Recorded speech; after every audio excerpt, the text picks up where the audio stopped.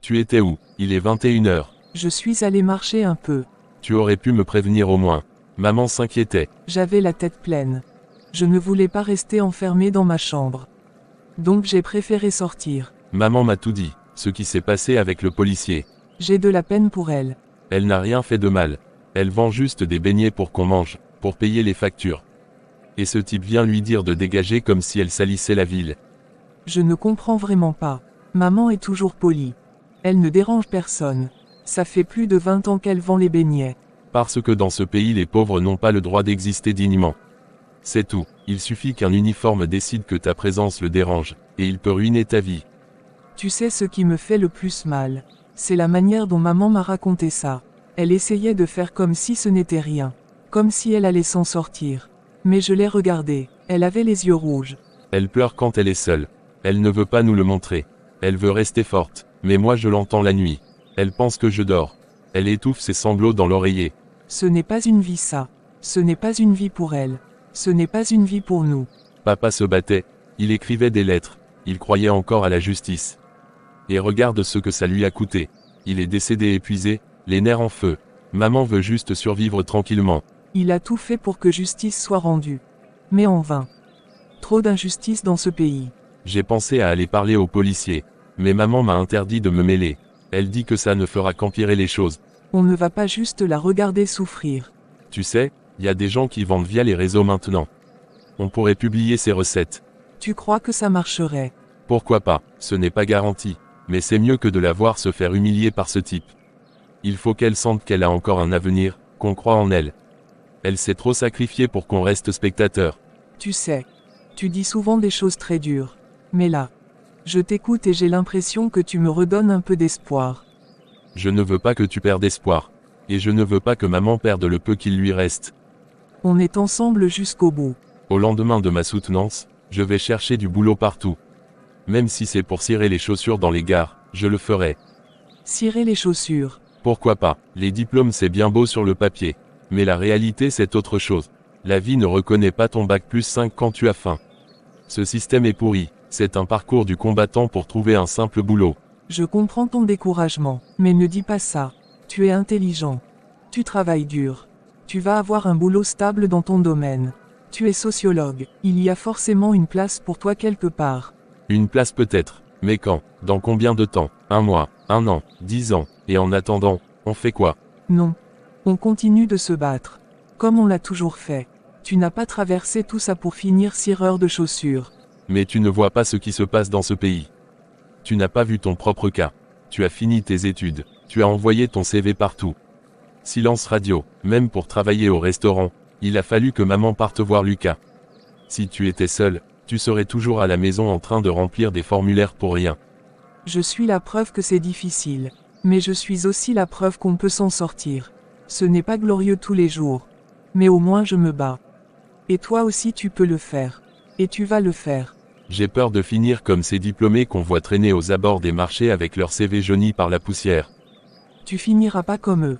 Tu as une vision. Tu as un feu en toi. Merci mais franchement c'est dur. Je suis fatigué avant même de commencer. La soutenance déjà je me dis que ce sera juste une formalité. Une cérémonie symbolique pour un avenir incertain. Fais ta soutenance avec fierté. Brille. Même si ce n'est que sur le papier comme tu dis. Parce que ce papier, même si le système est pourri, il est une preuve. Une preuve de ton courage, de ta ténacité, de ton intelligence. Et le monde en aura besoin. Peut-être pas aujourd'hui, mais bientôt. Tu crois vraiment que je vais trouver un travail dans mon domaine? J'en suis sûr. Je vois ton potentiel. Et tu sais quoi, je ne suis pas la seule. Tu vas peut-être commencer avec un petit boulot. Peut-être même cirer des chaussures si ça te chante. Mais ce sera juste un point de départ. Pas une fin. Tu as toujours su trouver les mots comme maman. C'est elle qui me les a appris.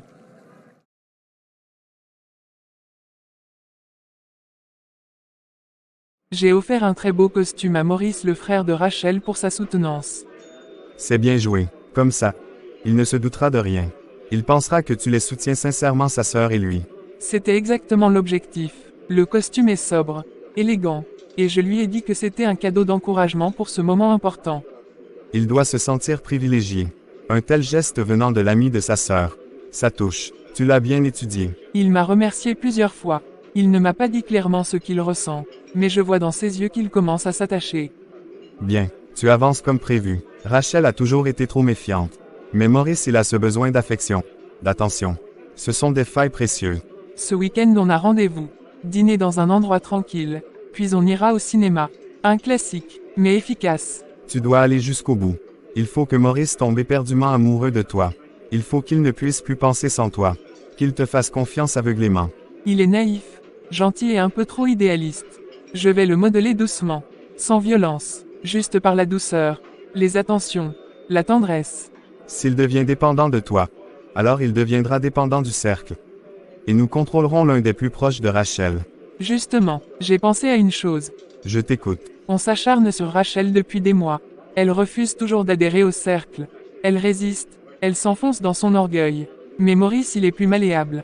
Et si on le faisait entrer à la place de sa sœur? Lui aussi est très intelligent comme Rachel. Tu veux dire intégrer Maurice au cercle, pour remplacer Rachel? Oui, il a un potentiel intellectuel énorme. Il est en train de terminer sa thèse. Il est brillant, il est influençable, et surtout, il n'a aucune idée de ce que nous sommes vraiment. L'idée n'est pas mauvaise, mais tu sais comme moi, que seul le grand maître peut décider. Ce genre de substitution n'a jamais été fait sans son approbation. Il faudra le convaincre. Est-ce que je peux lui en parler directement? Je pourrais lui expliquer mon plan. Je suis sûr qu'il comprendrait.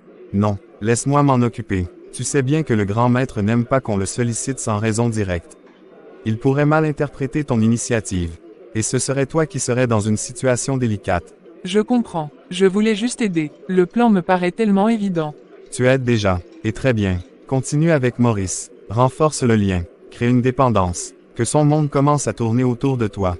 Et s'il refuse? S'il sent que quelque chose cloche? Alors tu changeras de stratégie. Tu deviendras plus vulnérable. Tu te raconteras. Tu parleras de blessures imaginaires. De ton enfance brisée. De tes peurs. Tu deviendras un mystère. Et les mystères attirent les esprits brillants comme Maurice. Franck, dis-moi, est-ce que tu penses qu'un jour je pourrais devenir plus qu'une exécutante? Avoir une place réelle dans le cercle. Une place de pouvoir. Tu veux monter en grade au sein du cercle. Je ne veux plus seulement exécuter les plans. Je veux en dessiner moi-même. Si tu arrives à manipuler Maurice jusqu'à ce que le cercle le contrôle entièrement, tu n'auras plus besoin de prouver ta valeur. Tu auras ouvert une nouvelle porte pour le cercle. Une influence nouvelle. Et je t'ouvrirai moi-même les marches du pouvoir.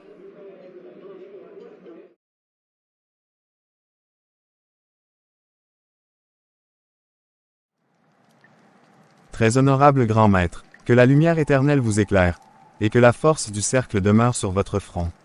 Dis-moi, qu'est-ce qui t'amène ici ce soir, à cette heure où les âmes faibles dorment?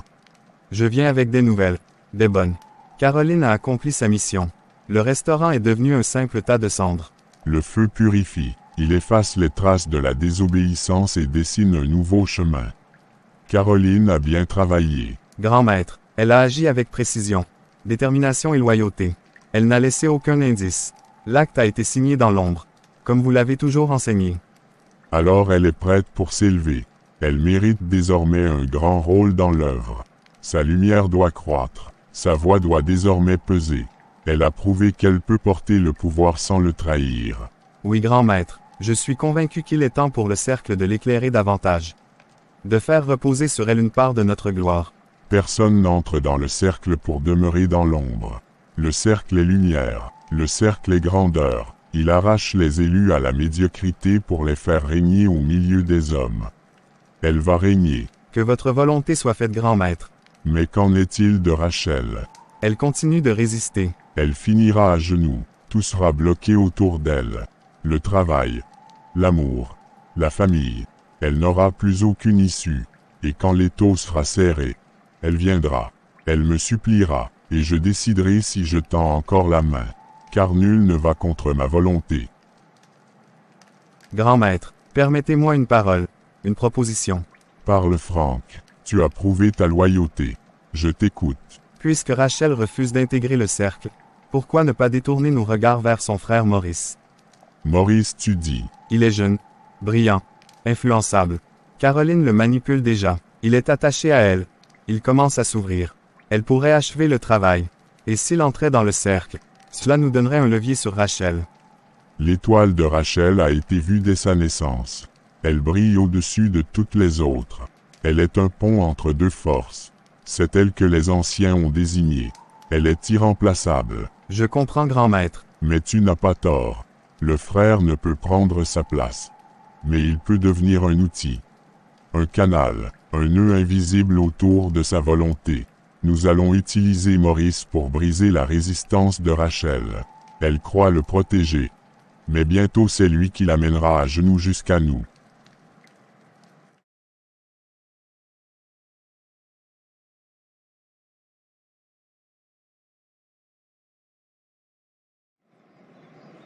Qu'est-ce que c'est que ça? Je n'en reviens pas moi-même. Tout est parti en fumée. Un feu dévastateur. Tout a brûlé. Est-ce que tu as appelé les secours? Les pompiers ont déjà fait leur boulot. J'ai appelé la police mais rien. C'est une blague, mais c'est grave. Il faut savoir ce qui s'est passé. Il faut enquêter. J'ai essayé de joindre le commissariat. Mais personne ne répond clairement. C'est comme s'ils ne voulaient pas s'en mêler. Ça me fait tellement mal. C'est un coup dur. J'ai tout perdu. Le matériel. Les réserves. Les meubles. Les documents. Tout est parti en fumée. Et personne ne peut t'aider. La police. Les assurances. Est-ce que tu as contacté ton assurance? Je suis encore en train d'essayer. Mais avec ce qui s'est passé, j'ai peur que ça ne couvre pas tout. Et puis, l'assurance va vouloir des preuves. Un rapport officiel. Mais sans la police, comment avoir un rapport? Ce n'est pas possible qu'il n'ait pas bougé. Je me pose la même question. Je ne sais pas quoi penser. Est-ce qu'ils ont trop de travail? Ou est-ce qu'ils ont fermé les yeux sur cette affaire? Tu crois que c'est un accident? Ou quelqu'un a fait ça exprès? Je n'en sais rien. Je n'ai rien vu de suspect hier soir. Mais ça me fait peur. Si quelqu'un a fait ça, ça veut dire qu'il y a un ennemi. Quelqu'un qui veut ta perte. Ce n'est pas juste un bâtiment qui a brûlé. C'est toute ma vie. Je sais que ça représente beaucoup pour toi. Non, tu ne sais pas. Personne ne sait vraiment. Personne ne sait ce que j'ai traversé pour arriver là. Pour avoir ne serait-ce qu'une enseigne avec mon nom. Personne. Dis-le-moi alors. Je veux comprendre. Je veux savoir. J'ai quitté le village après l'enterrement de mes parents. J'avais 19 ans. Pas un sou. Même pas une valise. Juste une chemise dans un sachet noir. Je suis monté en ville sans savoir où j'allais. Je croyais qu'ici tout serait plus facile. Mais les rues n'ont jamais eu pitié de moi. J'ai dormi sur les bancs du marché, souvent par terre avec des cartons comme couverture, et la pluie qui mouillait mes chaussures pendant la nuit. J'ai commencé comme plongeur dans un petit restaurant, pas même salarié, juste nourri. Parfois, je lavais les assiettes grasses des clients jusqu'à 2 heures du matin. Et quand tout le monde rentrait, moi je retournais au marché chercher un coin pour fermer les yeux. Tu ne t'étais jamais découragé. Si, des centaines de fois, mais je m'accrochais à une chose. Un rêve, un tout petit rêve. Avoir un jour ma propre cuisine. Préparer mes propres plats. J'ai été gardien. Manœuvre dans les chantiers. Chaque billet que je gagnais, je mettais de côté. Pendant des années, et ce restaurant, c'était le fruit de tout ça. C'était ma revanche sur la misère. Ma promesse à mes parents décédés. C'était leur héritage invisible. Et maintenant regarde, tout est noir, tout est parti, en quelques heures, et la police qui ne vient même pas. Comme si ce que j'ai perdu n'avait aucune valeur. Je n'ai plus rien, même pas de force pour pleurer, même pas d'énergie pour crier.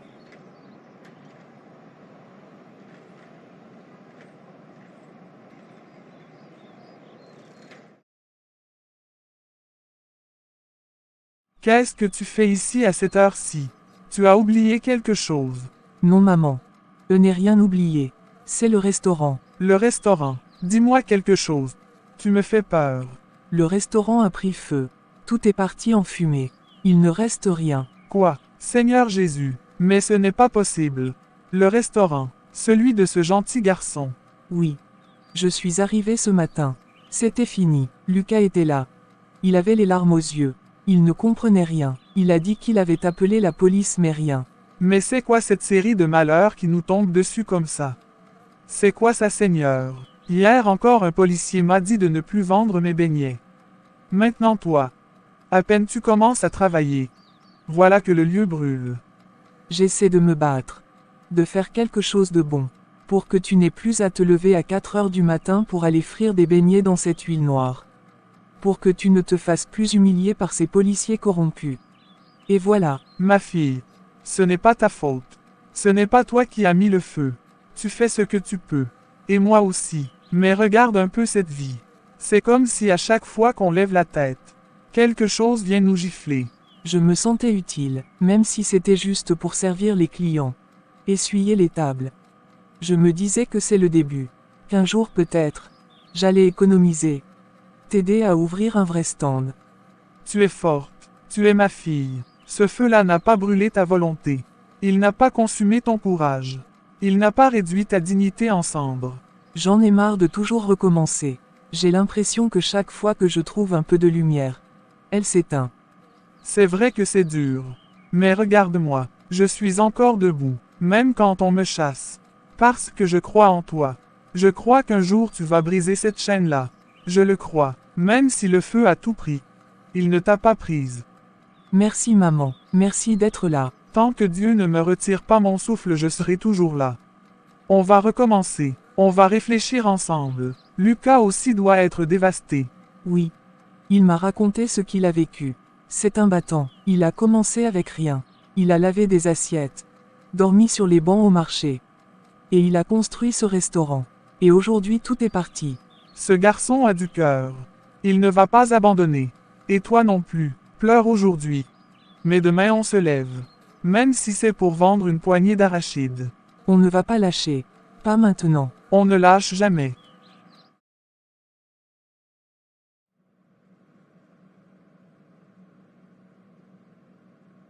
Monsieur, vous êtes dans un commissariat ici, pas dans un marché. Calmez-vous et dites-moi ce que vous venez chercher. Monsieur le commissaire. J'ai appelé depuis très tôt le matin. Mais personne n'est venu. Mon restaurant a brûlé. Tout est parti. Tout. Je n'ai plus rien. Un restaurant brûlé. D'accord. Et vous pensez que pleurnicher ici changera les choses. Calmez-vous et expliquez-moi ça clairement. C'était ce matin à l'aube. Quand je suis arrivé au restaurant. Il y avait déjà de la fumée. Tout a flambé. J'ai appelé le poste ici plusieurs fois. Personne n'est venu. Monsieur, ce n'est pas le premier restaurant qui prend feu dans ce pays.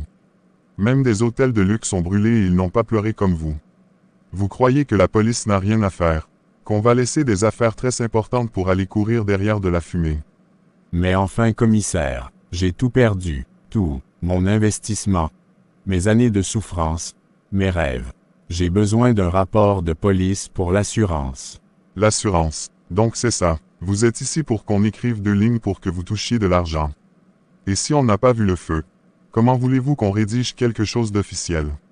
On n'est pas devin. Mais justement, je voulais que vous constatez, que vous preniez des photos, que vous fassiez votre travail. Je vous ai appelé depuis ce matin. Monsieur Lucas, vous pensez que la police doit abandonner ses enquêtes en cours pour aller constater que des briques ont brûlé? Vous savez combien de plaintes on traite par jour ici? Et vous? C'est votre sauce qui a brûlé. Vous voulez qu'on déploie une équipe? Ce n'est pas qu'une sauce commissaire. C'est ma vie, mon gagne-pain. Ce restaurant, j'y ai mis 10 ans d'efforts. J'ai dormi sur des bancs au marché. J'ai lavé des voitures. J'ai fait la plonge. J'ai économisé chaque centime. Et en une nuit tout est parti. Vous ne pouvez pas me parler comme si c'était rien. Ah oui, mais ce n'est pas nous qui avons mis le feu. Vous voulez qu'on fasse quoi maintenant? Que je vienne moi-même avec mon stylo et mon bloc-notes inspecter les cendres? Je veux juste un constat officiel. Un rapport. Même bref. Pour prouver à l'assurance que ce n'est pas un sinistre inventé. Sinon je ne toucherai rien. Si vous êtes pressé, allez-y vous-même. Prenez une feuille et écrivez que le feu a tout brûlé. Faites des photos, mettez votre signature et remettez ça à votre assurance. Vous vous moquez de moi. C'est votre rôle, et l'enquête qui le fera. Savoir s'il s'agit d'un accident ou d'un acte criminel. Monsieur Lucas, je vais être très clair. La police viendra faire un tour quand elle aura fini les affaires prioritaires. Pour l'instant, ce n'est pas votre marmite brûlée qui va nous faire bouger. Et dans tous les cas, le restaurant est déjà en cendres. On ne va pas le reconstruire pour vous. Mais combien de temps? Une semaine? Un mois? Vous ne pouvez pas me donner un délai s'il vous plaît. On viendra quand on pourra. Peut-être demain, peut-être dans 10 jours, peut-être jamais. En attendant, rentrez chez vous. Ou mieux encore, partez vivre au village. Faites une petite plantation, c'est plus sûr. C'est comme ça qu'on traite les honnêtes citoyens. J'ai passé ma vie à respecter les lois, à ne pas tricher, à travailler dur. Et aujourd'hui voici comment je suis traité. La ville, c'est pour les costauds. Si vous n'avez plus rien, retournez aux racines. C'est aussi ça la sagesse. Merci commissaire, merci de m'avoir montré que je ne suis rien pour ce pays. Je suis passé ce matin devant le restaurant. J'ai vu, c'est parti en fumée. Tu as vu ça toi-même. Oui, je voulais te surprendre, mais en arrivant, j'ai cru que je m'étais trompé d'endroit. C'était noir, il n'y avait plus rien. J'ai eu du mal à croire. J'étais là hier, j'ai servi les clients, j'ai nettoyé les tables, j'ai dit au revoir à Lucas comme si le lendemain allait continuer. Et ce matin il n'y a plus rien.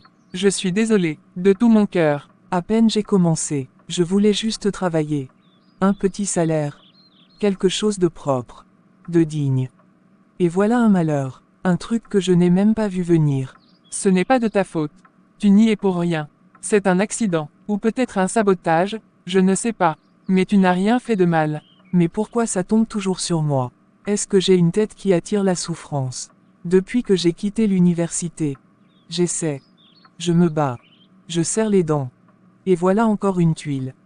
Est-ce que je dois rester forte? Je n'en peux plus. Je sais que tu es fatigué. Je le vois, et tu as le droit de pleurer. Tu as le droit d'en avoir marre. Mais s'il te plaît, ne pense pas que c'est de ta faute. Ce n'est pas toi qui as mis le feu. Ce n'est pas toi qui as détruit ce restaurant. Tu voulais juste travailler, tu faisais les choses bien. Ce qui s'est passé, c'est injuste. Mais ce n'est pas toi la responsable. Maintenant je fais quoi? Je retourne à zéro. Je recommence à chercher comme une folle. Encore me faire regarder de haut dans les bureaux. Encore faire la queue. Remplir des fiches. Attendre des appels qui ne viendront jamais. Tu ne retournes pas à zéro. Tu continues. Tu n'es pas seul. Tu n'as pas à tout porter toute seule sur ton dos. Je suis là. Maurice est là. Tu as des gens autour de toi qui t'aiment. Et tu sais quoi? Ce n'est pas ce feu qui va te consumer. Il a peut-être brûlé un bâtiment. Mais pas ta valeur. Pas ton courage. Pas ton avenir. Tu dis ça pour me consoler. Mais moi je vois le vide. Un vide immense. Je ne vois rien devant moi. C'est noir. Comme les cendres. Ce n'est pas du vide. C'est un tournant. Un moment d'obscurité. Mais après l'obscurité, il y a la lumière. Regarde-toi. Tu es encore debout. Tu es triste. Mais tu es là. Tu n'as pas disparu dans la fumée. Tu es Rachel. Forte. Combattante. Tu es têtue. Je suis têtue. Oui, têtue comme une mule. Ça avance comment avec Caroline? Est-ce qu'il y a du nouveau? Rien de spécial, on discute comme d'habitude. Allez, fais pas le timide. Tu crois que je ne sais pas ce qui se passe entre vous? Fred, tu exagères toujours. C'est pas parce qu'elle m'a offert un costume pour ma soutenance qu'il y a quelque chose entre elle et moi. Mon frère, ce n'est pas un stylo, pas une carte de vœux. C'est quand même un costume. Un vrai, et pas un truc en solde. C'est pas rien ça. Bon d'accord, c'est vrai que c'est un beau geste. J'ai été surpris, même touché. Mais franchement ça ne veut pas forcément dire qu'elle est amoureuse. Maurice, tu es sûr que tu n'es pas un robot par hasard, sans émotion, câblé pour résister à toute affection humaine. C'est vrai, je suis un robot bien entraîné. Sérieusement, comment tu fais pour résister à une fille comme Caroline? Elle est belle, douce, intelligente, toujours attentionnée avec toi. Et toi tu restes là comme si c'était ta cousine. Parce que je réfléchis trop. Je ne veux pas faire n'importe quoi. Tu sais, parfois on peut tout gâcher en mélangeant les choses. Je me sens bien avec elle, j'aime nos échanges, j'aime nos silences même. Mais je ne veux pas confondre affection et sentiment amoureux. Donc tu as peur. J'ai peur de me tromper. Et je ne veux pas lui faire du mal non plus. Je ne veux pas me lancer juste parce qu'elle est jolie ou attentionnée. Je comprends. Peut-être qu'elle se retient aussi de te le dire. Elle attend peut-être un signe de toi. Merci d'être venu aussi rapidement. Monsieur, est-ce qu'il y a un souci? Bien au contraire. Tu vas comprendre très vite. Je vous écoute. Voilà plusieurs mois que tu es dans cette entreprise. Je me souviens de tes débuts au service comptable. Toute discrète, très rigoureux. Puis ta promotion au contrôle de gestion, ton passage au budget. Tu as fait un travail impeccable. Merci monsieur, c'est très gentil. J'ai juste fait de mon mieux. Tu n'as pas seulement fait de ton mieux. Tu as surpassé les attentes. Tu es loyal, honnête, efficace. Et tu sais quoi, ce matin, j'ai décidé de récompenser cela. Me récompenser. À partir d'aujourd'hui, tu es nommée directrice administrative et financière du groupe. Je suis nommée. Oui, directrice administrative et financière. Le comité de direction a validé ma proposition à l'unanimité. Je n'étais même pas au courant qu'il y avait un poste vacant. Le poste était en réflexion depuis quelques mois. L'ancienne directrice part en retraite anticipée. Nous avons étudié plusieurs profils, externes et internes. Et ton nom est revenu à chaque fois. Alors je me suis dit, pourquoi chercher ailleurs quand l'excellence est déjà chez nous? Je ne sais même pas quoi dire. Je suis tellement honoré. Je ne m'y attendais pas du tout. Merci monsieur. Merci infiniment. Ce n'est pas fini. Je vais te montrer ton nouveau bureau. Mon bureau. Oui, tu as aussi droit à un logement de fonction, plus spacieux avec jardin. Et une voiture de fonction. Elle arrive demain matin. Je suis en train de rêver. Ce n'est pas un rêve. C'est la récompense de ton travail, de ta loyauté, de ton engagement. Ce poste vient avec des responsabilités. Mais je te fais confiance.